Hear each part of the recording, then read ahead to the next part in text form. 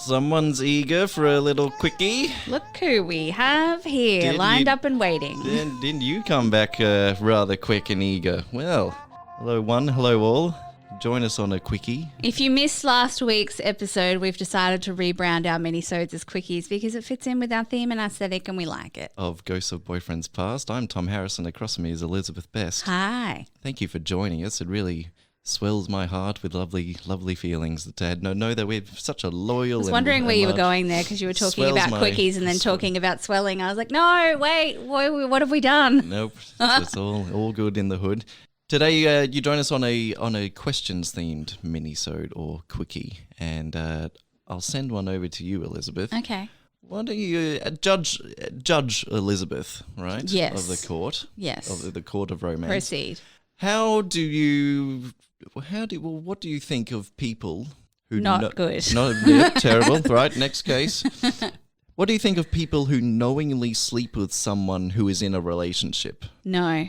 Nah, okay, so here's the thing, right? I know in my heart of hearts that technically they're not the ones doing the cheating and the blah, blah, blah, it's the other person. But there's a level of respect that I maybe I'm just being judgy-judgeson, which is what you asked me to do, but I don't want to do that. It's an interesting one because if you are cheated on in a relationship, your anger should be directed at, and your feelings, your emotions should be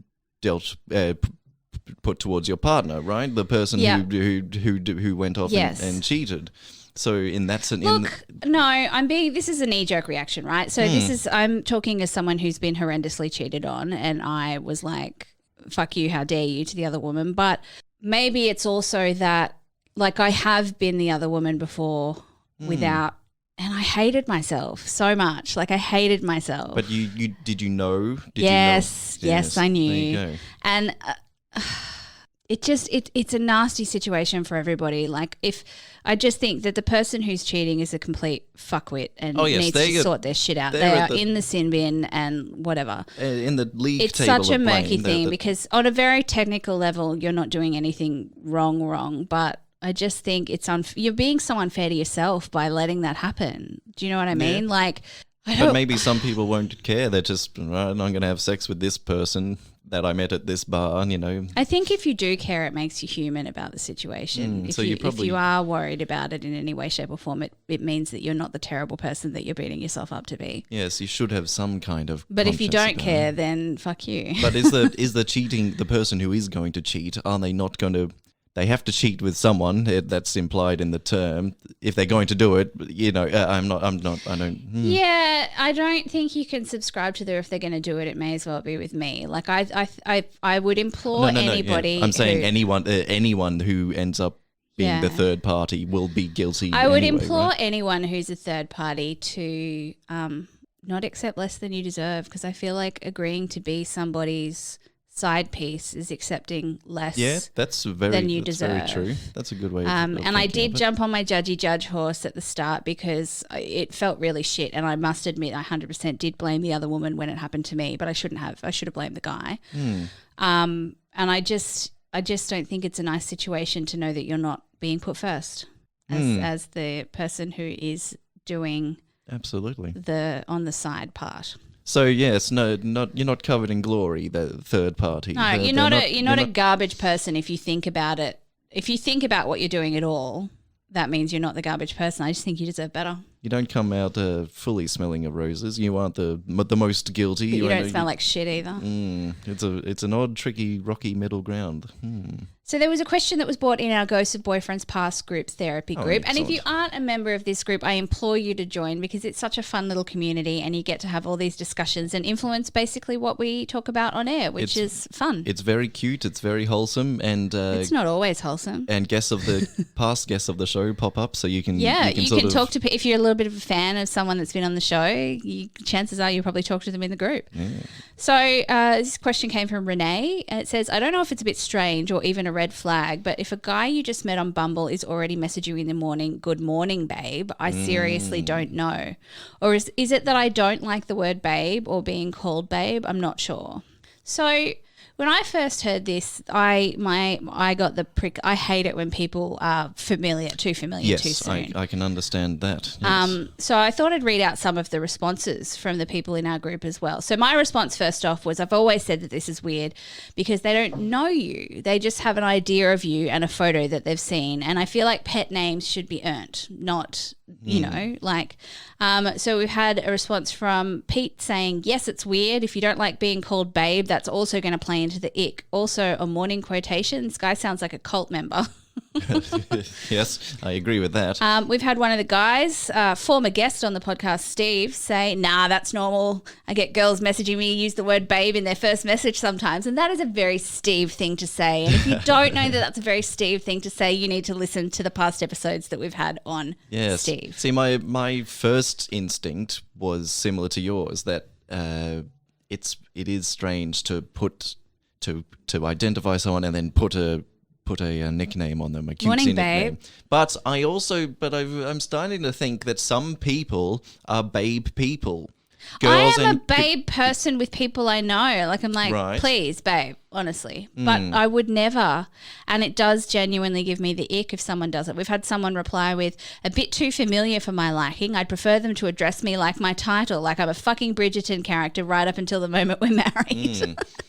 Yeah, so be careful throwing out your babes, your darlings, your dolls, etc. I just feel like it's disingenuous. Like, if you don't know whether you want to call if you don't know someone, you can't call them baby or sweetheart or honey or like, I don't know. It's just not earned for me. It does give me the ick. So if you're trying to date me, no babe until we've had a couple of dates, please. No babe. So it's an attempt. Don't call me baby. On a dating app, it's an attempt to hey babe, like, is it sultry like that? Like, but just like morning babe, like it's an air of familiarity that you haven't earned. Yeah. Like, I don't know you. We've never even met and you're calling me babe. What's that about? So I think in some scenarios it's okay, it can be judged okay and fine. But yeah, the message in the morning, the hey, but it's too familiar. Yep. Yes, it's too familiar. Yep. Found this one in a men's forum somewhere, Elizabeth. I was like, in a men's. Where were you going with that? In the men's restroom? Like, yeah, what? Written on the wall for a good time. Interesting one. So the question is two men, and they ask, how do you deal with the fact that you are supposed to approach women while also being told it is inappropriate and creepy at the same time under most circumstances? And this is there is a sort of instinct to say, I don't know. As a woman, I have often wondered how anyone navigates that, being that in this day and age, it is seen as creepy to approach someone in public, but I would much prefer to meet somebody in public. So I struggle with the whole. Are we condemned? Because in general, men do the most approaching, the most asking out, right? In general, I would say. Societally, Is it a case of if we are judged to be good looking in the moment, it is fine? Is it and if not, we are condemned to be a creepy weirdo? I just think if you're respectful in the way that you do it, really. That like if it's like, hey baby, like get fucked. If it's can I buy you a drink? I wanted to get to respect. Producer Zane has pulled down the microphone. Speak. I just wanted to put it out there. Like, I think it's a matter of like entitlement. So if you approach someone saying, I'm giving you a drink, therefore you owe me a conversation. Yes, sure. That is going to come off as creepy. Whereas you're like, hey, I saw you. I just thought I'd give you a drink, and then back right off, and then like, can I buy you a drink? Can I buy you a drink? Because like, you look like an interesting person. Are you interested in a conversation? Yeah. And then you again, it's about entitled. Communicating. Yeah.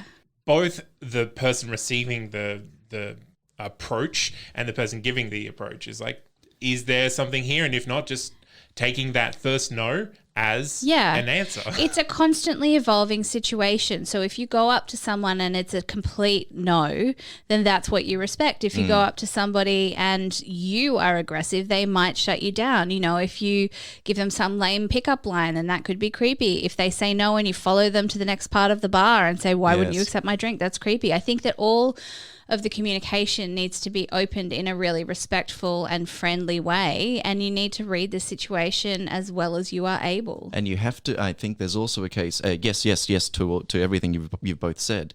I think that you have to make your move. You can't just approach a woman in any setting, in a workplace, if she's trapped behind a help desk. Contextually, you have absolutely. To get if they the are context captive and can't leave. Yes, you have to be cautious of that. I think. The thing is, I have been approached at work before, but it was with a note, which I was allowed to then take in that information in my own time, and I wasn't put on the spot because it was something that was handed to me that I could deal with in private time, which a good little tactic, I really appreciated because I wasn't in front of a bunch of other customers waiting to figure out how to respond to this person. So if you give someone the space to respond in a way that makes them comfortable, then I think shoot your shot and then read the room. Yes, but yes, approach it with respect. Because I would appreciate more people coming up and talking to me in public. But if someone don't come up and be like, that outfit makes you look hot, because that's going to make me go,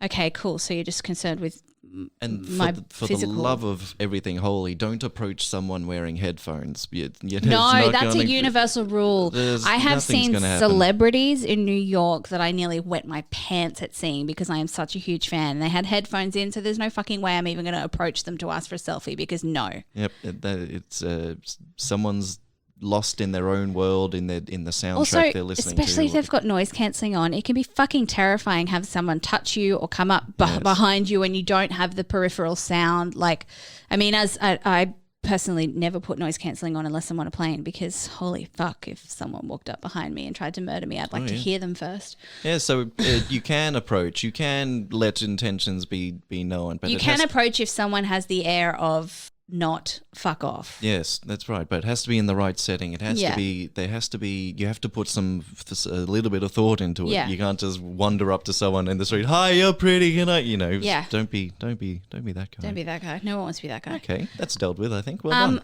So I'm going to go back to a question that we asked on a previous episode and get a couple of answers that we had in our Ghosts of Boyfriends Past group therapy group to round it off. What do you think? Let me have it. So we've talked about this before, but what are some green flags? So we talk about red flags a lot, but what are some green flags? Right. I recall we brought this up. We did. And so I've popped it in the group, and here's a couple of the answers that we have from our ghosties. Oh, fantastic.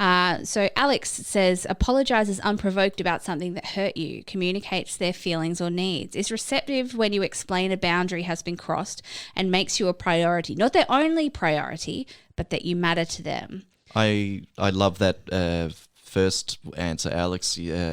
Just apologizes readily and comfortably for and not for a in mistake. A transactional way, just a genuine apology. Yes, that's good. So Carly has said, a big one for me was Jared remembering little things that I said. It means he's paid attention.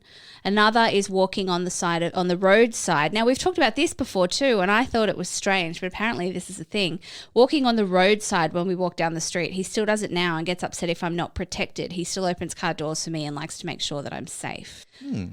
Speaks positively about their parents. This is from Erin. Speaks positively about their parents overall, but also without ragging on them, can identify their human, less than perfect elements as well. Yes. For me, when dating men, it's when they understand that most women have experienced abuse at the hands of men and don't carry on with the real men, don't do that rhetoric, because we all know that the truth is that real men do. Maxine says someone who is a calm driver who doesn't tailgate or get overly frustrated when people do silly things on the road. I'm a bit of a red flag on that one. I get very cranky on the road. Good on you for putting your hand up. That's good. Sarah says emotional intelligence, good family and friend relationships and kindness, the easy basics. Carly's come back with how they treat wait staff. That is something that is a big thing on my list. Yes, absolutely. How you treat people who are paid to serve you. And literally serve, I don't mean, is a big one for me. Simon says has her own hobbies that she regularly likes to do. Yes. And I think that's a very, very, very important one as well. And last one, Anik says, green flags are fun to talk about, which I agree with.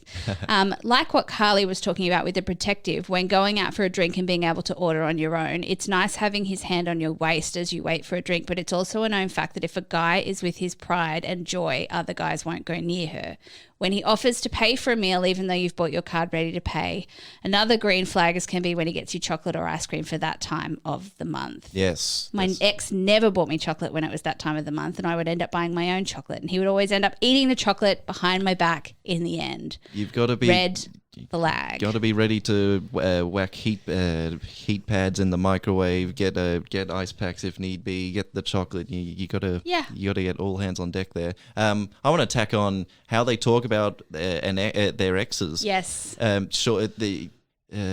When you're an adult, you can hold different opinions in your head at once. So you can't, if they can sit down and say, well, she was a bit of a pain in this area, I'll give her that. But all in general, our time together was really sweet and wholesome. If anyone mentions the C word, crazy, get out. Yes. I do have one last one I want to close up with. Please. Maxine also came back with another one, and this one I think is very important, is giving you the time you need to make a decision about something. For example, they may suggest something, but they don't expect you to decide there and then. They may say, take your time or no pressure. And this to me shows they care about you making the right choice for yourself. Absolutely. And I've just thought of another, if they listen to understand rather than listening to respond, does that make sense? Is that loud and clear to everyone? So if you're in a conversation, having a discussion, if they're listening to, everyone should be, this is a great communication tip as well. Listen to understand rather than listening to merely respond, right? That'll get you. That's a green flag to answer the question. That's absolutely a green flag for me. And a nifty little communication hack, I suppose. If you have any green flags that you've missed, feel free to jump on our Ghosts of Boyfriends Past group therapy group and add to our little conversation. You'll see it because it's bright green. Yes, that's right. I did it for a reason. They might be broad, general green flags that everyone can sort of identify, or it might be something sweet or a little that your own boo does. Otherwise, if you have a dating story, it can be 1,000 pages long. It can be a paragraph. Send it through to ghostsofboyfriendspast@gmail.com. And if you haven't got a response, feel free to hit us up on Facebook because I've noticed as much as our emails have been getting junked on your end, I found a couple of sneaky hiding messages in our junk mail on our end. So if you have written to us, I guarantee that I'll reply to you, whether that's a thanks, yes, we'll schedule you for later or come in this week or whatever. I will always reply to you.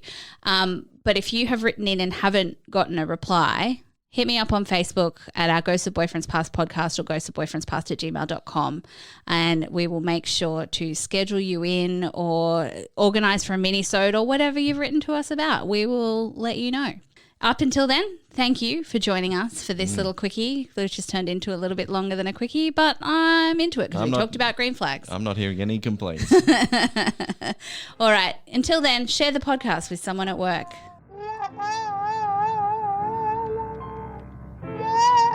La la la.